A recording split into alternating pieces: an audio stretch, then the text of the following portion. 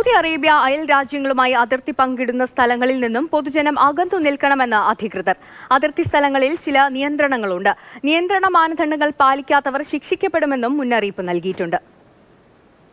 മറ്റ് രാജ്യങ്ങളുമായി അതിർത്തി പങ്കിടുന്ന പ്രദേശങ്ങൾ സന്ദർശിക്കുന്ന പൗരന്മാർക്കും പ്രവാസികൾക്കും മുന്നറിയിപ്പ് നൽകിയിരിക്കുകയാണ് സൗദി അധികൃതർ.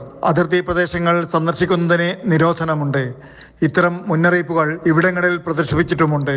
അതിർത്തി പ്രദേശത്തുള്ള മുന്നറിയിപ്പ് അടയാളങ്ങൾ ലംഘിക്കുന്നവർ ശിക്ഷിക്കപ്പെടും. 30 ദിവസത്തെ തടവോ 25,000 റിയാൽ വരെ പിഴയോ അല്ലെങ്കിൽ രണ്ടും ഒരുമിച്ചോ ആയിരിക്കും ശിക്ഷ ലഭിക്കുക.